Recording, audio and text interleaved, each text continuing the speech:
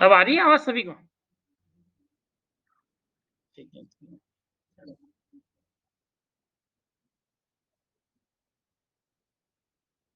हाँ, वही वही वही वही वही वही बतानी है, जो इम्पोर्टेंट चीजें हैं वही मैंने ढूंढी है, उसी से मैं शुरू कर रहा हूँ बिल्कुल। हम्म, ठीक है, तो कॉन्केविटी और कॉन्वेक्सिटी को हम देख रहे थे। आप देखें इसको वापस। देखिए, कॉन्केव फंक्शन कब होगा और कॉन्वेक्स फंक्शन कब होगा? जब हम सेकंड डिफरेंशिएशन निकालते हैं, ठीक है? जब हम कोई भी चीज़ है उसका सेकंड डिफरेंशिएशन निकालते हैं, जैसे कि अब हमने प्रॉफिट लिया, अब मार्जिनल प्रॉफिट का मतलब क्या होगा? आपका फर्स्ट डिफरेंशिएशन। अब मार्जिनल का भी एक बार और डिफरेंशिएशन कर रहे हैं, तो वो आपका कहलाएगा सेकंड डिफरेंशिएशन। तो आपको ये देखना है कि जिस प्रकार से हम फर्स्ट डिफरेंशिएशन से ये देख रहे थे कि अगर मेरा फर्स्ट डिफरेंशिएशन पॉजिटिव आता है, जैसे कहीं भी आपका मार्जिनल रेवेन्यू पॉजिटिव आता है, जनरली हम देखते हैं मार्जिनल रेवेन्यू क्या हो सकता है आपका, पॉजिटिव ही होता है। फिर अगर आप मार्जिनल कॉस्ट कर्व की बात करें तो मार्जिनल कॉस्ट पॉजिटिव या नेगेटिव भी हो सकता है। तो अगर हमारा किसी पॉइंट के ऊपर, पॉइंट का मतलब यहाँ पर ए पॉइंट है, ए कोई वैल्यू हो गई, एक्स की वैल्यू मैंने ए रख ली, तो ए अगर मैं उसकी वैल्यू रखता हूँ और उस वैल्यू के ऊपर अगर मेरा फर्स्ट डिफरेंशिएशन पॉजिटिव आता है तो हम कहेंगे फंक्शन इंक्रीजिंग है। अगर फर्स्ट डिफरेंशिएशन नेगेटिव आता है तो हम कहेंगे फंक्शन डिक्रीजिंग है। और उसी वैल्यू को रखने पर अगर सेकंड डिफरेंशिएशन पॉजिटिव आता है तो हम कहेंगे फंक्शन एक्स हमारा कैसा है, कॉन्वेक्स है। At at x is equal to A, यानी कि ए की उस पर्टिकुलर वैल्यू है, एक्स की एक पर्टिकुलर वैल्यू ए के ऊपर हमारा फंक्शन एक्स क्या है, कॉन्वेक्स है। If f double at dash a is equal to is positive, अगर एफ का सेकंड डिफरेंशिएशन करने के बाद उसकी ए के ऊपर वैल्यू निकाली जाए और वो जो मूल्य है वो पॉजिटिव आता है तो फंक्शन कॉन्वेक्स है, और वो मूल्य अगर नेगेटिव आता है तो फंक्शन कॉन्केव है। ठीक है, ये दोनों चीजें आप नोट कर लीजिए, इससे आप कॉन्केविटी फंक्शन की और कॉन्वेक्सिटी का पता कर सकते हैं। अब हम आगे देखेंगे इसको कि इसका हम किस प्रकार से यूज करें और किस प्रकार से स्लॉप है। ये कुछ डायग्राम्स आप आराम से धीरे धीरे देखते जाइए, जिससे कि, और मैं इसको एक ही पेज पे ले लेता हूँ, थोड़ा साइज छोटी कर देता हूँ, जिससे कि आपको और भी क्लियर हो जाएगा।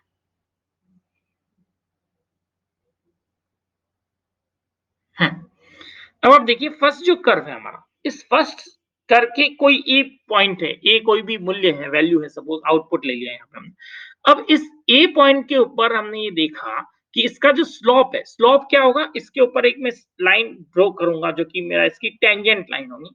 ये स्लोप आपका कैसा आ रहा है बताइए, ये स्लोप कैसा है, पॉजिटिव। स्लोप को देखिए, डायग्राम को देखना समझिए आप, यहाँ पे स्लोप पॉजिटिव में क्यों कह रहा हूँ कि एक्स के बढ़ने पर वाई भी बढ़ रहा है इस पॉइंट के ऊपर, इसलिए स्लोप पॉजिटिव है। स्लोप पॉजिटिव का मतलब क्या हुआ, फर्स्ट डिफरेंशिएशन हमारा पॉजिटिव है, तो आप क्या कहेंगे, फंक्शन कैसा होगा, इंक्रीजिंग फंक्शन होगा। क्लियर?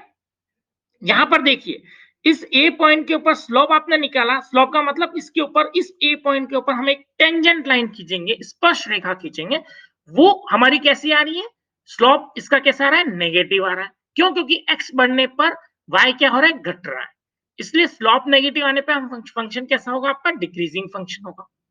तो इंक्रीजिंग फंक्शन डिक्रीजिंग फंक्शन कैसे निकाला जाता है, फर्स्ट डिफरेंशिएशन, फर्स्ट डिफरेंशिएशन किसे कहते हैं, स्लोप से।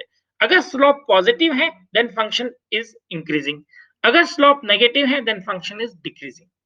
ठीक है, अब सेकंड डिफरेंशिएशन की कॉन्वेक्सिटी कॉन्केविटी की बात करते हैं। यहां देखिए आप, जो हमारा थर्ड डायग्राम है, इसमें आपने देख लिया स्लोप कैसा है, पॉजिटिव, फर्स्ट डिफरेंशिएशन पॉजिटिव। लेकिन अब हम देखते हैं इसका सेकंड डिफरेंशिएशन, सेकंड डिफरेंशिएशन आपका क्या आ रहा है, पॉजिटिव आ रहा है। तो सेकंड डिफरेंशिएशन इस ए पॉइंट पे पॉजिटिव आने का मतलब क्या होगा बताइए, फंक्शन कैसा होगा, कॉन्वेक्स। ठीक है, कॉन्वेक्स। इसी प्रकार से इसमें भी आप देखिए, यहां पर फर्स्ट डिफरेंशिएशन नेगेटिव है, इसका मतलब स्लोप नेगेटिव हुआ। ठीक है, लेकिन और फंक्शन कैसा है, डिक्रीजिंग, फंक्शन इज डिक्रीजिंग। 4.1 को अगेन देखिए, this is decreasing but this is convex. क्यों? क्योंकि सेकंड डिफरेंशिएशन क्या है आपका, पॉजिटिव है। तो ये दोनों आप ध्यान में रख दीजिए, ये दोनों ही प्रकार के इस प्रकार के कर्व होंगे, तो आप क्या कहेंगे कि x की जब वैल्यू में a रख रहा हूं, उस वैल्यू के ऊपर x की, ध्यान रखिएगा x की, y की नहीं, x की a वैल्यू के ऊपर फंक्शन कैसा दिख रहा है आपका, कॉन्वेक्स टू ओरिजिन है। ठीक है, ये दोनों ही आपके x की वैल्यू a के ऊपर कॉन्वेक्स टू a है, but first curve is increasing function and second is decreasing function. Both the functions are convex to origin because second differentiation is positive. Clear हो गया आपको? चलिए ठीक है। यहां आप देखिए कि फर्स्ट डिफरेंशिएशन और हमारा एक के अंदर इंक्रीजिंग है तो फर्स्ट डिफरेंशिएशन पॉजिटिव हुआ, एक में डिक्रीजिंग है तो फर्स्ट डिफरेंशिएशन नेगेटिव हुआ। लेकिन इनके अंदर जब सेकंड डिफरेंशिएशन निकाल रहे हैं हम, तो सेकंड डिफरेंशिएशन दोनों में कैसा है आपका? नेगेटिव है। ठीक है, जब सेकंड डिफरेंशिएशन नेगेटिव होगा तो आप कहेंगे the function is concave to origin at x is equal to a। जो डायरेक्टली आपको क्लियर होगी पिक्चर सभी। और अब डायग्राम्स का आप ध्यान रखिए कि x के केस में कैसे कॉनकेव हो रहा है, कैसे कॉन्वेक्स हो रहा है।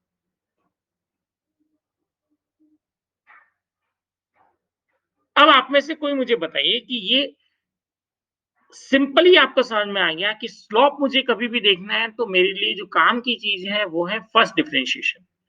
और अगर मुझे कॉन्वेक्सिटी कॉन्केविटी देखनी है किसी एक पॉइंट के ऊपर, तो मेरे जो काम की चीज है वो सेकंड डिफरेंशिएशन, यानी कि कॉन्केविटी और कॉन्वेक्सिटी किसी भी फंक्शन की सेकंड डिफरेंशिएशन से पता लगती है। अगर सेकंड डिफरेंशिएशन पे किसी एक वैल्यू x की किसी एक वैल्यू a के ऊपर फंक्शन की वैल्यू पॉजिटिव आती है तो हम कहेंगे कि द फंक्शन इज कॉन्वेक्स, और अगर नेगेटिव आती है तो हम कहेंगे कि function is concave.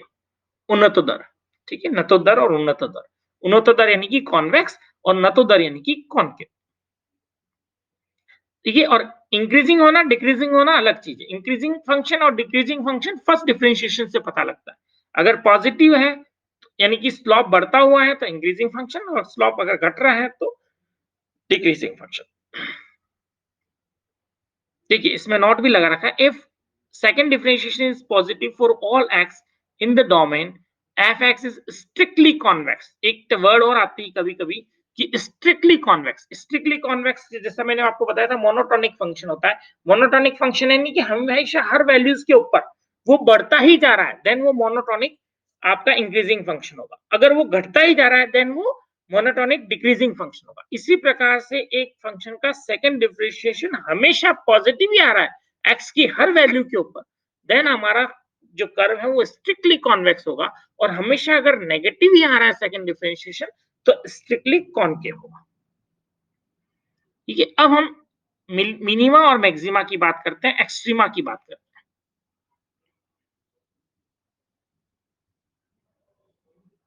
Relative extrema क्या चीज है? रिलेटिव का मतलब आप समझ रहे होंगे, रिलेटिव का मतलब किसी के रेफरेंस में। एक तो होता है एब्सोल्यूट और एक होता है रिलेटिव टर्म। रिलेटिव मतलब कि किसी के रेफरेंस में। इसको मैं थोड़ा बड़ा कर दूं वापस आपके।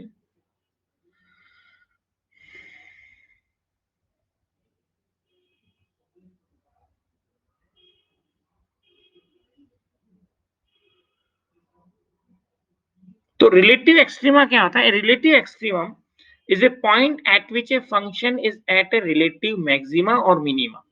To be at a relative maxima or minima at a point A, the function must be at a relative plateau that is neither increasing nor decreasing. ये बात हमेशा आप ध्यान रखिए, क्वेश्चन है आप लोगों के लिए कि कोई भी फंक्शन का अगर मैं मैक्सिमा या मिनिमा की बात कर रहा हूं, अभी क्योंकि मैं आपको बता चुका हूं कि फंक्शन कब इंक्रीजिंग और डिक्रीजिंग होता है। ठीक है, इंक्रीजिंग फंक्शन के केस में स्लॉप कैसा होता है? कोई पॉजिटिव। डिक्रीजिंग फंक्शन के केस में स्लॉप कैसा होता है? नेगेटिव। लेकिन जब भी आपसे पूछा जाए कि किसी भी फंक्शन के मैक्सिमा या मिनिमा के ऊपर स्लॉप कितना होगा? जीरो। Very good. तो कोई भी फंक्शन का मैक्सिमा या मिनिमा हम उसे कहते हैं जहां पर उसका जो स्लॉप है या रेट ऑफ चेंज है वो क्या होती है? जीरो होती है, कुछ भी चेंज नहीं होता है, उसे हम मैक्सिमा या मिनिमा कहेंगे। तो रिलेटिव प्लेट्यू होता है that is neither increasing not decreasing eight A if the function is neither increasing nor decreasing at a, the first derivative of a function must be equal to 0 or undefined. या तो define नहीं किया जा सकता या फिर वो first differentiation क्या होगा आपका 0 होगा. A point in the domain of a function where the derivative equals 0 or is undefined is called critical point or critical value.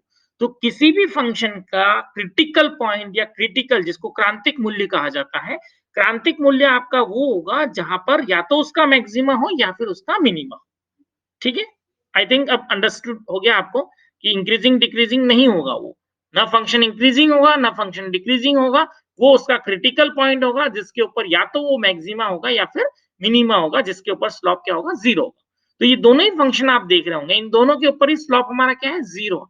ठीक है, लेकिन अब हम मजे की बात इसके अंदर ये देखेंगे कि जब फर्स्ट डिफरेंशिएशन में ले रहा हूं ए के ऊपर तो मेरा क्या आ रहा है 0 आ रहा है, लेकिन सेकंड डिफरेंशिएशन से आप क्या पता लगाते हैं, क्या लगाते हैं बताइए, कॉन्वेक्सिटी या कॉन्केविटी. अगर ये पॉजिटिव है तो हम कॉन्वेक्स टू द फंक्शन कहेंगे और ये नेगेटिव है तो कॉनकेव फंक्शन. और ये दोनों में ही आप यहाँ देख रहे होंगे कि यहाँ पर पॉजिटिव किस केस में, फर्स्ट केस में पॉजिटिव है तो कॉन्वेक्स फंक्शन है, सेकंड केस में नेगेटिव है तो कॉनकेव फंक्शन है.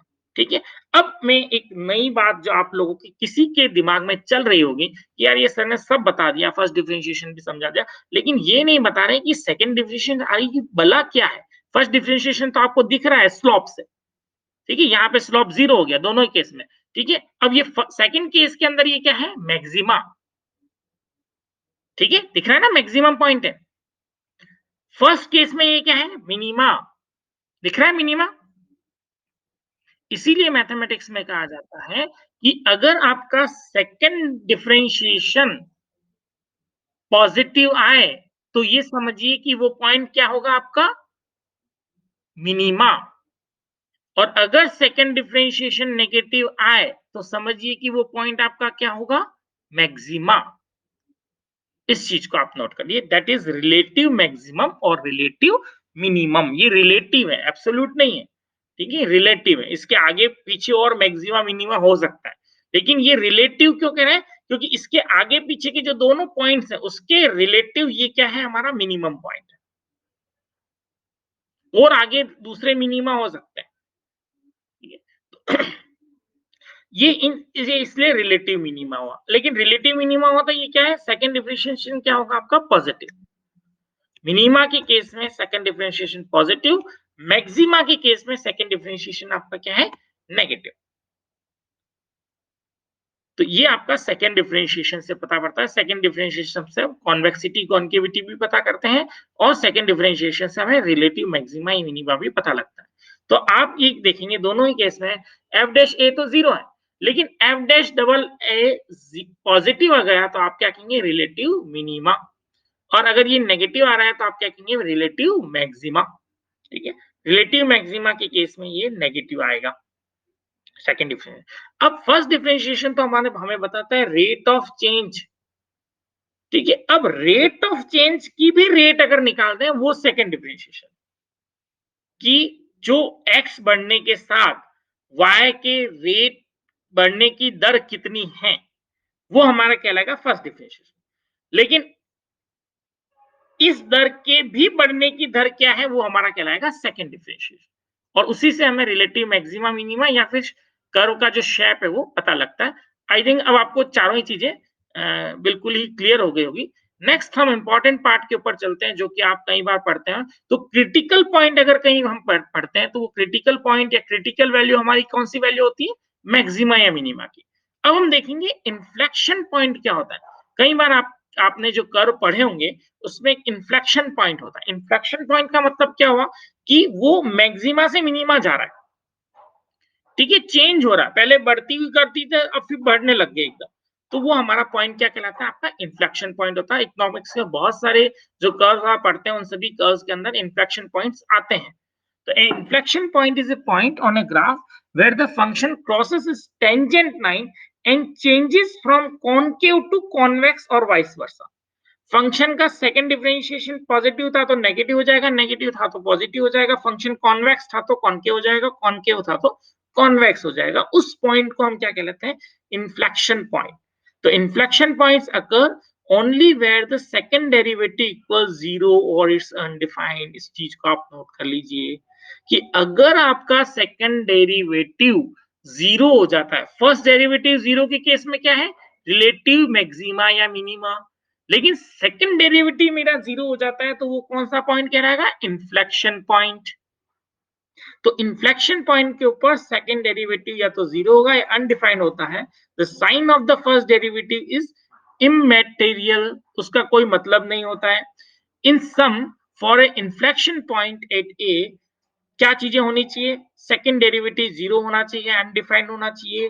दूसरा, concavity changes at x is equal to A, graph crosses tangent line at x is equal to A. अगर कोई भी ग्राफ अपनी टेंजेंट लाइन को क्रॉस करके चला जाता है, पार कर लेता है, जैसे देखिए यहां पर ये जो अपन ने दोनों ऊपर कर देखे थे, आप देखिए ग्राफ ने क्या अपनी क्रॉस टेंजेंट लाइन को क्रॉस किया नहीं, लेकिन अगर यही ग्राफ ये यूं होता है, जैसे मेरा एरो आपको दिख रहा होगा, ये यूं यूं होते हुए यूं हो जाता, ठीक है, तो उसने अपनी टेंजेंट लाइन को क्या कर दिया, क्रॉस हो गया, तो हम ये क्या कहेंगे, ये पॉइंट ऑफ इन्फ्लेक्शन हो गया। यहाँ पर देखिए ये यूं यूं यूं होते हुए यूं हो जाता, ऊपर चला जाता, तो ये क्या होता, पॉइंट ऑफ इन्फ्लेक्शन हो जाता। यानी कि अपनी टेंजेंट लाइन को क्रॉस कर दे तो वो पॉइंट ऑफ इन्फ्लेक्शन है, जिसके ऊपर सेकंड डिफरेंशिएशन, मैथमेटिकली अगर आपको देखना है, कहीं भी प्रूव करना है कि क्या ये पॉइंट इन्फ्लेक्शन पॉइंट है, तो आप उसका सेकंड डिफरेंशिएशन निकालिए। सेकंड डिफरेंशिएशन अगर जीरो आ रहा है तो वो आपका पॉइंट ऑफ इन्फ्लेक्शन है, और वहां पे कॉन्वेक्स कर्व कॉन्केव बन जाएगा, कॉन्केव कर्व होगा तो कॉन्वेक्स बन जाएगा। अब हम आते हैं ऑप्टिमाइजेशन के ऊपर, जो आपके चैप्टर में दिया भी हुआ है इसमें, कि ऑप्टिमाइजेशन ऑफ ए फंक्शन क्या होता है। Optimization is a process of finding the relative maxima or minima of a function without the aid of a graph. This is done with the technique developed in section जो भी आपको दी हुई है इसके अंदर डेवलप की, उस टेक्निक से हम इसको निकालते हैं ऑप्टिमाइजेशन। पूरा अब हमें ऑप्टिमाइजेशन के ऊपर ही पढ़ना है। दो ऑप्टिमाइजेशन आपके हैं, कांस्टेंट और unconstant. Take the first derivative, सबसे पहले फर्स्ट डेरिवेटिव लीजिए, set it equal to zero, उसको जीरो कर दीजिए, and solve for the critical point. फिर उसके लिए आप क्या निकालिए, क्रिटिकल पॉइंट निकालिए। क्रिटिकल पॉइंट का मतलब आपको कोई एक की वैल्यू निकालनी। This step represent a necessary condition known as first order condition. इस चीज को हम क्या कहते हैं, किसी भी चीज की नेसेसरी कंडीशन कहते हैं या फर्स्ट ऑर्डर कंडीशन कहते हैं। तो आप जब भी इकोनॉमिक्स में पढ़ते होंगे, सपोज आपको प्रॉफिट को ऑप्टिमाइज करना है, कॉस्ट को मिनिमाइज करना है, या कॉस्ट को ऑप्टिमाइज, तो ये मिनिमाइज करना है या मैक्सिमाइज करना, ऑप्टिमाइजेशन का अर्थ समझिए। ऑप्टिमाइजेशन स्थितिकरण का मतलब होता है या तो मैक्सिमाइज करना या मिनिमाइज करना। तो प्रॉफिट को ऑप्टिमाइज कीजिए, कॉस्ट को ऑप्टिमाइज करिए। तो कॉस्ट को ऑप्टिमाइज करने का मतलब कॉस्ट को मिनिमम करिए, प्रॉफिट को ऑप्टिमाइज करने का मतलब प्रॉफिट को मैक्सिमम करिए। तो ऑप्टिमाइजेशन वर्ड एक कॉमन वर्ड है मैक्सिमा और मिनिमा का, ये ध्यान रखिए। और ऑप्टिमाइजेशन किसी भी चीज का अगर फंक्शन का आपको निकालना है, जैसे मैंने प्रॉफिट निकाल लिया, total revenue minus total cost मेरे पास है प्रॉफिट, इसका मुझे अगर ऑप्टिमाइजेशन करना है, प्रॉफिट को ऑप्टिमाइज करना है, तो मैं प्रॉफिट फंक्शन का फर्स्ट डेरिवेटिव निकालूंगा, उस फर्स्ट डेरिवेटिव को मैं जीरो रख दूंगा, और जब मैं इसको जीरो रखूंगा तो मेरा टोटल प्रॉफिट होता है वो क्या होता है, total revenue minus total cost. अगर मैं इसका फर्स्ट डेरिवेटिव निकालूंगा तो मेरा क्या बन जाएगा, d pi by t q, और वो मेरा क्या होगा, M R minus M C, और उसको मैं जीरो रख दूंगा तो मेरा क्या बन जाएगा, M R is equal to M C. ये आपका क्रिटिकल पॉइंट है। This step represent the necessary sufficient condition for optimization. तो ऑप्टिमाइजेशन, प्रॉफिट ऑप्टिमाइजेशन या मैक्सिमाइजेशन की फर्स्ट कंडीशन आपकी क्या हो जाएगी, M R is equal to M C. It defines all the points at which the function is neither increasing nor decreasing। जब भी हम मैक्सिमा या मिनिमा की बात कर रहे हैं तो फंक्शन ना तो इंक्रीजिंग होगा ना डिक्रीजिंग होगा, ठीक है। फर्स्ट डिफरेंशिएशन क्या हो गया आपका, जीरो, यानी यहाँ पे मैक्सिमा या मिनिमा होगा। अब मुझे बताइए कि ये होगा तो सही, लेकिन ये मैक्सिमा है या मिनिमा है, ये हमें किससे पता लगेगा, सेकंड डिफरेंशिएशन से पता लगेगा। अगर आपका सेकंड डिफरेंशिएशन क्या आता है तो ये मैक्सिमा होगा, बताइए। अभी पढ़ा था आपने, नेगेटिव आता है तो ये मैक्सिमा होगा, पॉजिटिव आता है तो मिनिमा होगा। Very good. चलिए यहाँ पे देखिए आप, ये आपका पॉइंट ऑफ इन्फ्लेक्शन है। देखिए सभी यहाँ पे जो टेंजेंट लाइन इसको क्रॉस कर रहा है, पॉइंट ऑफ इन्फ्लेक्शन। तो पॉइंट ऑफ इन्फ्लेक्शन के ऊपर हमारा जो सेकंड डेरिवेटिव होगा वो क्या होगा, जीरो होगा। क्लियर हो गया आपको? इसी प्रकार से यहाँ भी देखिए पॉइंट ऑफ इन्फ्लेक्शन के ऊपर सेकंड डेरिवेटिव 0 होगा। लेकिन अब यहाँ पर देखिए ये पॉइंट ऑफ इन्फ्लेक्शन है या नहीं है? यहाँ पे भी वापस कॉनकेव से कॉन्वेक्स हो रहा है, ठीक है? तो ये पॉइंट ऑफ इन्फ्लेक्शन हुआ ए पॉइंट आपका, इसके ऊपर भी सेकंड डिफरेंशिएशन 0 है।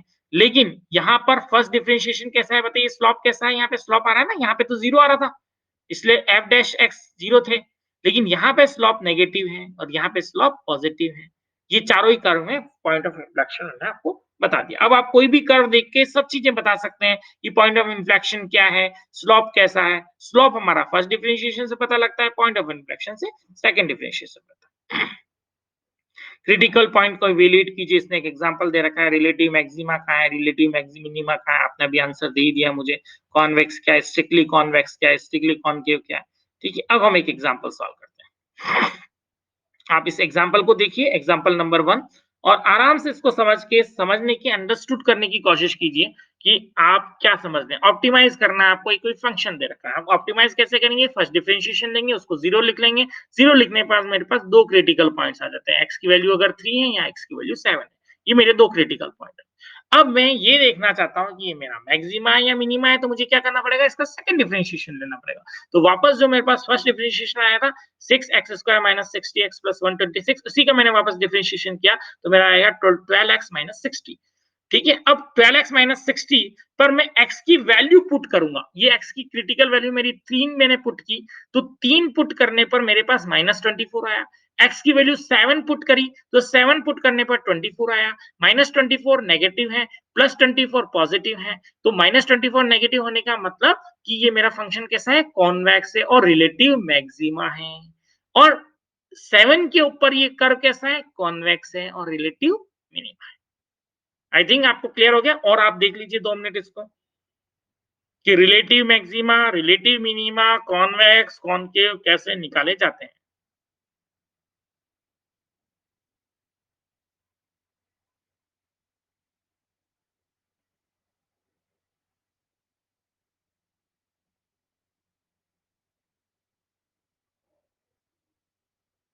ठीक है, क्लियर?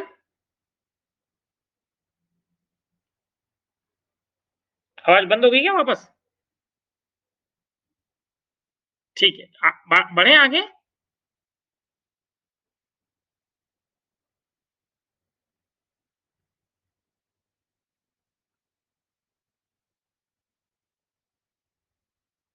दो हमने क्रिटिकल वैल्यूज निकाली, उन दोनों ही वैल्यू पे इवेल्युएट कर रहे हैं फंक्शन को।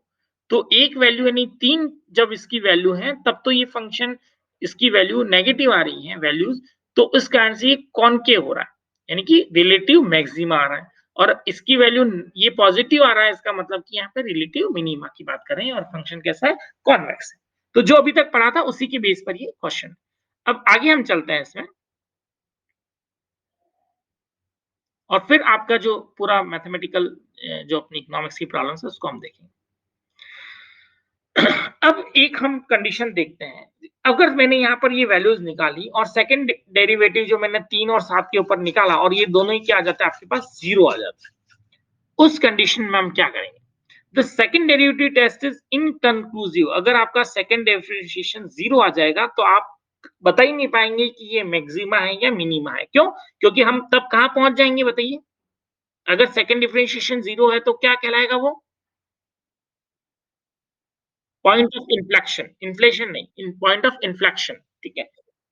हाँ, तो पॉइंट ऑफ इन्फ्लेक्शन हमारा हो जाएगा और उस कंडीशन में हम ये नहीं क बता पाएँगे कि ये मैक्सिमा है या फिर मिनिमा है, यानी हम इनकन्क्लूसिव कंडीशन पे, स्टेज पे पहुँच जाएँगे। उस केस में हमें क्या करना है? द सक्सेसिव डेरिवेटिव टेक्स है, तो यही सक्सेसिव डेरिवेटिव मतलब तीसरा डेरिवेटिव निकालिए। If the first non-zero value of higher order derivative when evaluated at a critical point is an odd number derivative, third or fifth, etc., the function is at its inflection point. C problem 4.6b or D or E हम देखेंगे. If the first non-zero value of the higher order derivative when evaluated at a critical point A is an even number derivative, the function is a relative extremum at A with a negative value of a derivative indicating that the function is concave and is relative maximum and a positive value। तो ये मैं आपके साथ share कर दूंगा, अगर कोई advance में थोड़ा सा देखना चाहे इसको देखे, अदरवाइज मैं यहाँ पर इसको स्किप कर रहा हूँ क्योंकि ये ज्यादा आपके लिए इंपॉर्टेंट नहीं है, हमारे पास इतनी टिपिकल प्रॉब्लम्स नहीं आती, ये मैथमेटिक्स के लिए है। अब हम आते हैं सीधा सिंपल हमारे सिंपल सिंपल क्वेश्चंस के ऊपर, मैं वन बाय वन इसको देता जाऊंगा, आप अपनी हाँ हाँ भरते जाइए तो हम आगे बढ़ते जाएंगे। टोटल कॉस्ट फंक्शन किसका है? देखिए आपको फंक्शन ध्यान होना चाहिए, आप सवाल गलत कर देंगे अगर आपको ये पता नहीं होगा कि किस चीज के ऊपर डिपेंड कर रहा है। टोटल कॉस्ट आउटपुट पे डिपेंड कर रहा है, टोटल रेवेन्यू आउटपुट पे डिपेंड कर रही है, तो marginal cost del DTC by DQ होगी, marginal revenue DTR by DQ होगी। ठीक है, इस प्रकार से आपको निकालना है। और ये आपको फंक्शन दे रखे हैं, आप सिंपली बहुत सिंपल लीनियर से फंक्शन है, क्वाड्रेटिक फंक्शन है, आप इसका सिंपल डिफरेंशिएशन करके एम और एम सी निकाल सकते हैं, यहाँ पर निकाल लें। Example 2 clear. एग्जाम्पल 3 पे आइए। यहां पर आपको क्या कर रखा है, डायरेक्ट आपको टोटल रेवेन्यू और टोटल कॉस्ट नहीं दे रखी है, क्या दे रखा है, प्राइस दे रखी है। तो आप क्या करेंगे बताइए, टोटल रेवेन्यू निकालेंगे। टोटल रेवेन्यू क्या होती है, पी इंटू क्यू, आपने पी को क्यू से मल्टीप्लाई कर दिया, आपका टोटल रेवेन्यू फंक्शन आ गया, फिर इसका डिफरेंशिएशन कर दीजिए, 30 माइनस 4 क्यू आ गया और आपका मार्जिनल रेवेन्यू आ गया। ठीक है, अगर पी क्यू की वैल्यू आपको दे रखी है,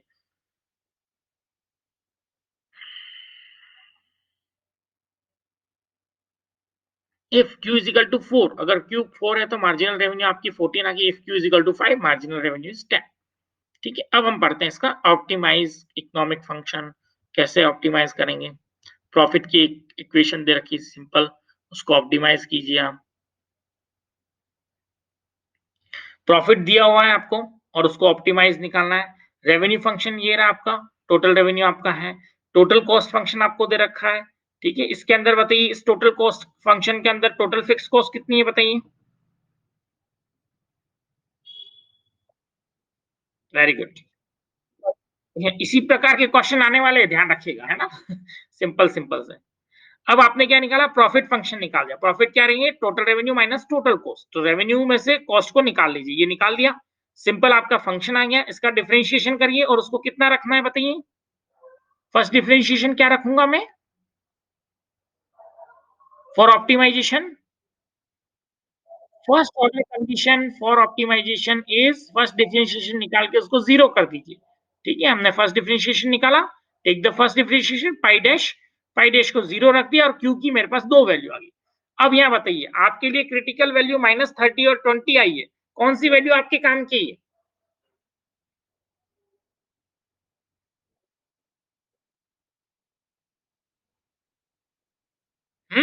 देखिए क्यू की दो वैल्यू अगर आपके पास आती है, तो मैथमेटिक्स की अगर हम बात करें तो वहां पे तो माइनस 30 का भी काम है, लेकिन हम तो ये जानते हैं आउटपुट नेगेटिव का क्या काम है।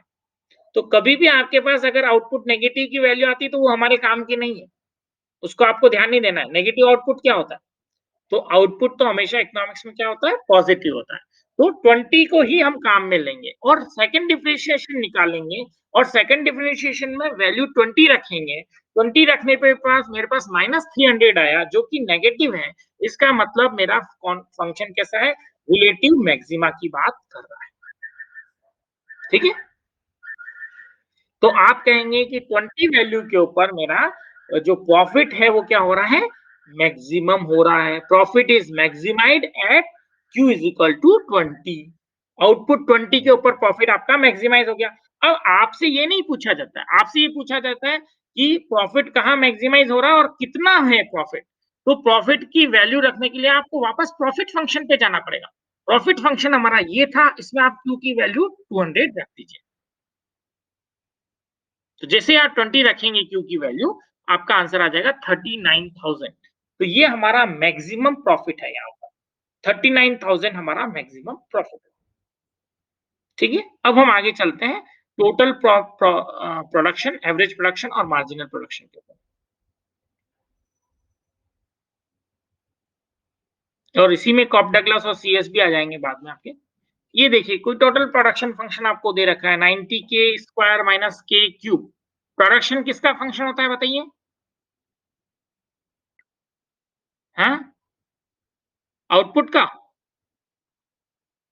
प्रोडक्शन किसका फंक्शन होता है, प्रोडक्शन इकोनॉमिक्स में हम पढ़ते हैं वो किसके ऊपर डिपेंड करता है? कहाँ से कॉस्ट यार, कहाँ से आ गए तुम? भैया प्रोडक्शन, टोटल प्रोडक्शन किसका फंक्शन होता है? Production is a function of inputs, ध्यान रखिए, लेबर और कैपिटल। यहाँ क्या करते हो यार? हम यहाँ पर मैथमेटिक्स का जो दिमाग लगाना है वो यही लगाना है, कौन किसका फंक्शन है, कौन सी चीज किसके ऊपर डिपेंड करती है। रेवेन्यू हमने पढ़ा, कॉस्ट हमने पढ़ा, वो आउटपुट के ऊपर डिपेंड करता है। लेकिन प्रोडक्शन हमारा जो फंक्शन है वो टेक्निकल रिलेशनशिप बताता है इनपुट्स और आउटपुट के बीच में। अब आप ही कह रहे हैं सर ये तो आउटपुट पे डिपेंड करता है, आउटपुट का मतलब ही प्रोडक्शन है यार। आउटपुट पे कैसे डिपेंड करेगा? प्रोडक्शन डिपेंड करेगा आप कितना लेबर लगाते हैं, कितनी कैपिटल लगाते हो। तो production is a function of inputs, ध्यान कीजिए, इसको नोट कर लीजिए, कहीं अगर आपके जहन से निकल जाता है बार बार तो इसको ध्यान कर लीजिए, क्योंकि इसके कारण आप क्वेश्चंस गलत कर सकते हैं अगर ये आपका मिसकंसेप्शन है। ये याद नहीं आता, हमने जब पढ़ा होता है हिंदी बुक्स में पढ़ रखा है तब तो आपको ध्यान है यार, लागतों के ऊपर निर्भर करता है, इसकी लागत, श्रम की लागत, पूंजी की लागत, लेकिन जब आपको फंक्शन दिखता नहीं है। यहाँ पर देखिए ये जो के लगाया है वो कैपिटल के लिए है, 90 के स्क्वायर माइनस के थ्री, मतलब यहाँ लेबर नहीं लिया गया। ठीक है, ये फंक्शन आपका किसका है? Production is function of capital, इस केस में यहाँ पर लेबर भी हो सकता है, लेकिन ये है। अब हमने इसका क्या किया बताइए, वही मुझे प्रोडक्शन मैक्सिमाइज करना है, क्या करूंगा मैं? फर्स्ट डिफरेंशिएशन निकालूंगा और क्रिटिकल वैल्यू निकालूंगा। मेरे पास दो क्रिटिकल वैल्यू आई, कैपिटल 0 है, कैपिटल 60 है। ठीक है, दोनों के ऊपर आपने इसको देखा, कैपिटल अगर मैं 0 लगाता हूं तो मेरा फंक्शन कॉन्वेक्स है, पॉजिटिव आ रहा है। 60 लगाता हूं तो माइनस आ रही है वैल्यू, कॉन्केव है, रिलेटिव मैक्सिमा होगा। ठीक है, अब मैं इसके ऊपर चेक कर रहा हूं, इन्फ्लेक्शन पॉइंट्स निकाल रहा है इसका। इन्फ्लेक्शन पॉइंट के लिए मुझे क्या निकालना है बताइए? सेकंड डिफरेंशिएशन निकालना है, और उसको क्या करना है? जीरो करना है। अगर और वो जीरो करने पर के की वैल्यू क्या आ जाती है मेरी? 30, यानी कि के की वैल्यू अगर 30 होगी तो वो पॉइंट मेरा क्या होगा? इन्फ्लेक्शन पॉइंट होगा। इन्फ्लेक्शन पॉइंट मतलब वहां पर कर्व कॉन्वेक्स से कॉन्केव हो जाएगा। ठीक है, अगर के 30 जो आ रहा है मेरा, के अगर 30 से कम होगा तो फंक्शन कैसा होगा? कॉन्वेक्स। और के 30 से ज्यादा होगा तो फंक्शन कैसा हो जाएगा? कॉन्केव। क्यों? क्योंकि के 30 के ऊपर फंक्शन कैसा हो जाएगा? ना कॉन्केव होगा ना कॉन्वेक्स होगा इंफ्लेक्शन पॉइंट के ऊपर। जैसे कि जहां स्लोप नेगेटिव जीरो हो जाता है वहां ना तो इंक्रीजिंग होता है फंक्शन, ना डिक्रीजिंग होता है। वैसे ही सेकंड डिफरेंशिएशन जहां जीरो होगा वहां पे फंक्शन का क्या कहेंगे हम? इन्फ्लेक्शन पॉइंट होगा। तो ये सारी चीजें आपको मैंने क्लियर कर दी है, एक एक न्यूमेरिकल एग्जांपल से आप आराम से धीरे धीरे समझते जाइए। अब आपको इसी का कहा जाए कि हाँ, अब मैं आपको सिंपल कंडीशन पूछूंगा, आपको ध्यान होनी चाहिए, इकोनॉमिक्स में जो आपने डायग्राम्स में पढ़ा था उसको साथ साथ में बनाते जाइए। अब आप देखिए कि यहाँ पर मुझे टोटल प्रोडक्शन प्रॉफिट मैंने लिया, उसके लिए दो वैल्यूज मेरे पास आ गई, के जीरो और के 60। ठीक है, अब मैं क्या निकाल रहा हूँ? Average production. एवरेज प्रोडक्शन क्या होता है बताइए? Total production divided by input. यहाँ पे इनपुट क्या है? केवल के है। तो टीपी बाई के अगर हम कर देंगे तो ये एवरेज प्रोडक्शन हो जाएगा। एवरेज प्रोडक्शन मेरा कितना आ रहा है? 90 माइनस 2 के। अब इस एवरेज प्रोडक्शन का मैं फर्स्ट डिफरेंशिएशन निकालूंगा और उसकी क्रिटिकल वैल्यू निकालूंगा। वो क्रिटिकल वैल्यू मेरी किसके ऊपर आ रही है? 45 के ऊपर। और सेकंड डिफरेंशिएशन मेरा आ रहा है नेगेटिव, इसका मतलब कि फंक्शन कैसा हो रहा है आपका? सेकंड डिफरेंशिएशन ऑन के। ठीक है, ये रिलेटिव मैक्सिमा हुआ, यानी कि के 45 पर एवरेज प्रोडक्शन का क्या होगा? Relative maxima. एवरेज प्रोडक्शन का रिलेटिव मैक्सिमा। इन सबको आप नोट कर लीजिए, अभी आपको दिखने वाला है डायग्राम के अंदर। और इसी प्रकार से मार्जिनल निकाल लीजिए। मार्जिनल क्या होता है? जो फर्स्ट टीपी का फर्स्ट है डिफरेंशिएशन, उसको हम क्या कहते हैं? Marginal product of capital. उसकी क्रिटिकल वैल्यू कितनी? 30, और उस 30 के ऊपर ये फंक्शन कैसा है? Concave, relative.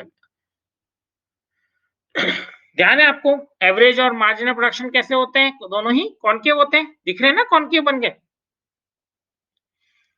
और हाँ, और k इज इक्वल टू 13 की आपकी क्या है? आपकी क्रिटिकल वैल्यू है। एक मार्जिनल के केस में k 30 क्रिटिकल वैल्यू है, तो के 30 क्रिटिकल वैल्यू होने का मतलब क्या है? यहाँ पर क्या हो रहा है? देखिए कॉनकेव यानी कि रिलेटिव मैक्सिमा, यानी कि के 30 के ऊपर मार्जिनल प्रोडक्शन मेरा क्या हो रहा है? मैक्सिमम हो रहा है। दिख रहा है डायग्राम में आपको? ठीक है? इसी प्रकार से एवरेज प्रोडक्शन मेरा मैक्सिमम कहाँ हो रहा है बताइए? वापस आप नीचे जाइए, मैक्सिमम कहाँ हो रहा है? K45 पे, वो K30 पर हो रहा है, तो ये भी हम जानते हैं कि मार्जिनल प्रोडक्शन पहले मैक्सिमम होता है, एवरेज प्रोडक्शन बाद में हो रहा है, तो ये 45 पे हो रहा है, दिख रहा है यहाँ पे?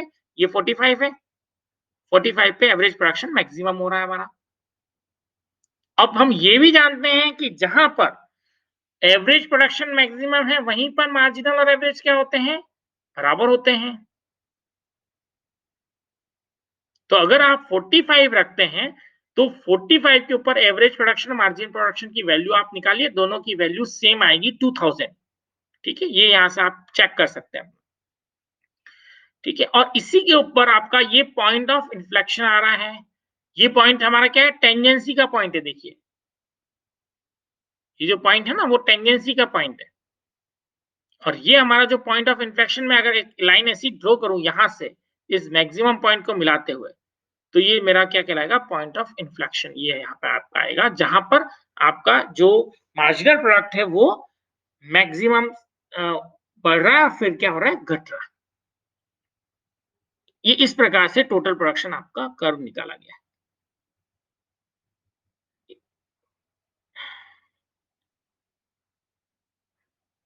तो टोटल प्रोडक्शन का आपका जो 180 पे देखिए, टोटल प्रोडक्शन आपका कहाँ पे कॉन्वेक्स है? देखिए 180, 180 इसकी जो क्रिटिकल वैल्यू है वो 60 है। अब इस कर्व को आप देखिए 60 पर क्या हो रहा है? देखिए मैक्सिमम हो रहा है, यानी कि ये पहले कैसा था? तो कॉनकेव होता जा रहा है, कॉन्वेक्स से क्या होता जा रहा है? कॉनकेव होता जा रहा है। वापस देखिए, ये कॉन्वेक्स से कॉनकेव होता जा रहा है।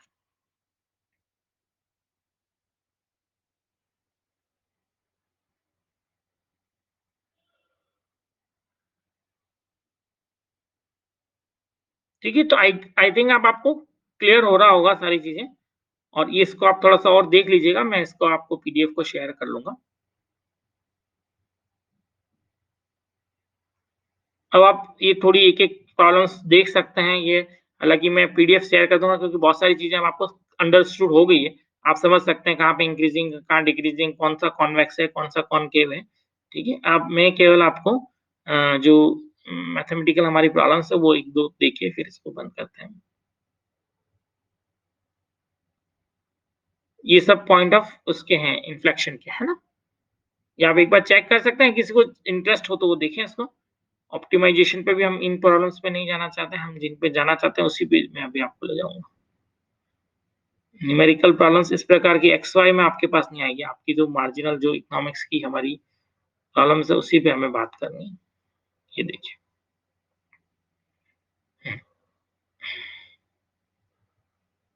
एक अपन नई प्रॉब्लम देखते हैं।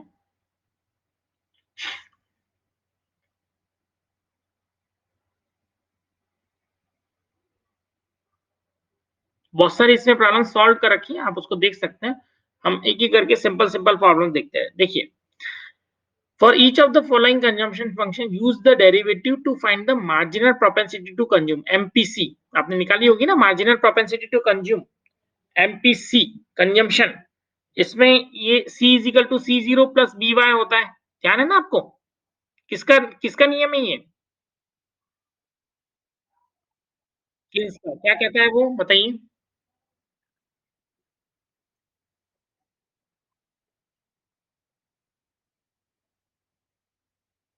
हुँ, हुँ। वो क्यों होती है? क्योंकि हमारी मार्जिनल प्रोपेंसिटी टू कंज्यूम क्या है? उतनी तेज़ी से नहीं बढ़ती जितना कि इनकम बढ़ी। एमपीसी कैसी होती है आपकी? पॉइंट्स में कुछ होगी। जैसे जो बी है ना, बी को हम, ये जो फंक्शन है उसके अंदर बी आपकी क्या है? एमपीसी है, मार्जिनल प्रोपेंसिटी टू कंज्यूम। ये बताता है delta C by delta Y, यानी वाई में, यानी इनकम में आपका थोड़ा सा चेंज होने पे, 1 यूनिट चेंज होने पे कंजम्पशन में कितना चेंज होता है, उसको मेजर करता है बी। और बी हमारा कहलाता है इस फंक्शन में मार्जिनल प्रोपेंसिटी टू कंज्यूम। और ये हमेशा कितना होता है? ये किस, इसकी वैल्यू कहां से कहां तक हो सकती है बताइए? 0 टू 0 टू 1, ये एमपीसी है। यहाँ पर ये जो एग्जांपल बी दे रखा है उसके अंदर एमपीसी कितनी है बताइए, केवल देख के बताइए आप। 0.75। ठीक है, ऐसा डायरेक्ट आप कोई फंक्शन देखें ना, आप बता सकें कि भाई एमपीसी इतनी है। अब ये बताइए एमपीसी 0.75 है तो एमपीएस कितनी होगी? 0.25। ठीक है, क्लियर है। चलिए, अब नेक्स्ट आप देखिए जिसके अंदर थोड़ा-सा और टिपिकल हम जा रहे हैं, टैक्स वाली आ रही है इसके अंदर। एक-एक करके टिपिकल आती जाइए, घबराइएगा मत, मैं आपके साथ यहाँ बैठा हूँ। कोई भी चीज़ समझ में नहीं आए आप पूछ सकते हैं। देखिए, ये आपका है, इसमें एमपीसी कितनी है? 0.8। ठीक है? 4-14 देखिए, 4.14, 0.8 हमारी एमपीसी है, क्लियर? फिर हम कह रहे हैं डिस्पोजेबल इनकम हमारी कितनी होगी? इनकम में से टैक्स को घटा दीजिए। टैक्स सपोज़ 100 है, तो आप एमपीसी निकालिए अपनी, ठीक है? तो एमपीसी मेरी कितनी आ गई? 0.8 आ गई, सिंपली निकल गई अपनी। 0.8 वाई माइनस टी 100 करना है, सीधा टैक्स है, डायरेक्ट टैक्स है, यहाँ पे कुछ भी और कुछ नहीं, 100 रुपीज़ टैक्स लग गया, किसी और चीज़ के ऊपर नहीं लग रहा, है ना? आउटपुट प्रोडक्शन के साथ-साथ आपका बढ़ नहीं रहा, तो ये डायरेक्ट टैक्स है, लमसम टैक्स है, ठीक है? तो अगर लमसम टैक्स है, तो आपका एमपीसी को कोई प्रभावित नहीं कर रहा है टैक्स, ये ध्यान रखिएगा। यहाँ पे जो आपको मैं बता रहा हूँ, वो चीज़ क्या है, ये जो नोट पॉइंट है, उसको आप ध्यान दीजिए, इसको, ये आपके काम का है। क्या कह रहा है ये? Not that the introduction of lump sum tax यानी कि ऐसा टैक्स जो कि किसी के साथ लिंक नहीं है, हमारे इनकम के साथ लिंक नहीं है। मैं और आप जो टैक्स देते हैं वो कैसा होता है? प्रोग्रेसिव टैक्स होता है। मेरी इनकम जैसे-जैसे बढ़ेगी वैसे-वैसे टैक्स भी मेरा क्या होगा? बढ़ेगा। अगर मैं प्रोग्रेसिव टैक्स की बात कर रहा हूँ, ठीक है? यूनिट टैक्स की बात कर रहा हूँ। अगर मैं जितनी यूनिट कंज्यूम करता हूँ उसके ऊपर टैक्स लगता है, यूनिट टैक्स की बात कर रहा हूँ। वो टैक्स और लमसम टैक्स में क्या डिफरेंस है कि अगर मैं लमसम टैक्स लगाता हूँ तो उससे मेरी एमपीसी पे कोई फ़र्क नहीं पड़ता है। मार्जिनल प्रोपेंसिटी टू कंज्यूम कुछ भी चेंज नहीं होगी। ये लमसम टैक्स है। Into the income determination model does not affect the value of the marginal propensity to consume. Lump sum tax के इंट्रोडक्शन से मार्जिनल प्रोपेंसिटी टू कंज्यूम पे कोई फर्क नहीं पड़ा। ठीक है, अब हम आगे चलते हैं जिसके अंदर हम दूसरे टैक्स की बात करेंगे। ठीक है, अब आप अगली पॉइंट देखिए 4.15। 4.15 में क्या हो रहा है बताइए? टैक्स किसके ऊपर डिपेंड कर रहा है? पहले आपकी कंजम्पशन फंक्शन में एमपीसी कितनी है? 0.9। यहाँ देखिए 4.14 में पहले कंजम्पशन फंक्शन में एमपीसी कितनी थी? 0.8 और टैक्स लमसम लगने के बाद भी एमपीसी कितनी? 0.8। यहाँ पर 0.9 एमपीसी है, लेकिन टैक्स मेरा y is equal to y minus T है, लेकिन टी किसके ऊपर डिपेंड कर रहा है? टैक्स आपकी इनकम का फंक्शन है। मैंने आपको बताया था ना कि dy by dx is equal to dy by du into du by dx। वो यहाँ पर चीज हो रही कि मेरा कंजम्पशन इनकम पे डिपेंड कर रहा है, लेकिन टैक्स भी मेरा इनकम पे डिपेंड कर रहा है।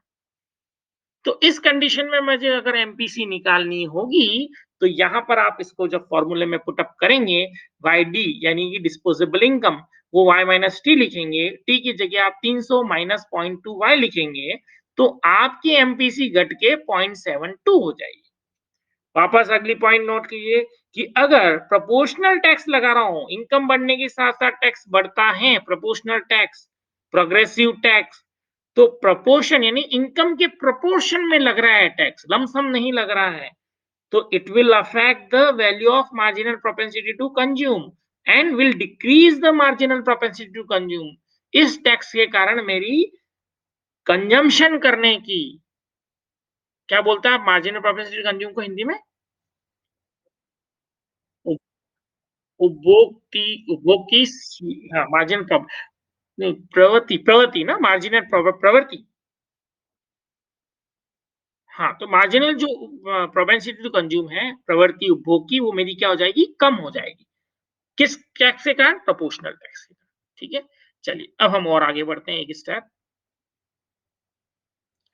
ये जो फंक्शन है आपका, उसको आप देखिए। यहाँ पर आपको क्या दे रखा है?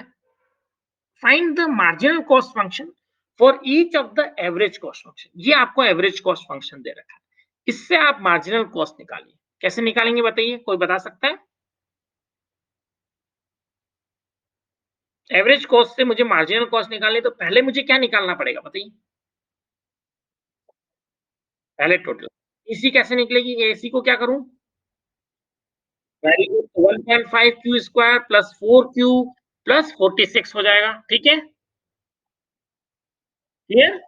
चलिए, ये सारा अब आपका एक्सरसाइज़ है। देखिए इकोनॉमिक्स आप पढ़ चुके हैं, थोड़ा-सा मैथमेटिक्स आपकी मेंटल एक्सरसाइज़ है, नथिंग। तो टीसी मैंने निकाल दिया, ये मेरा आ गया। इसका मैंने क्या कर दिया, डिफरेंशिएशन कर दिया, तो 3q + 4 मेरा क्या आ गया, मार्जिनल कॉस्ट आ गया। इसी प्रकार से इसमें भी निकालना था, मार्जिनल कॉस्ट निकाल सकते हैं। चलिए, अब हम पहुँचते हैं ऑप्टिमाइज़ेशन प्रॉब्लम्स के ऊपर।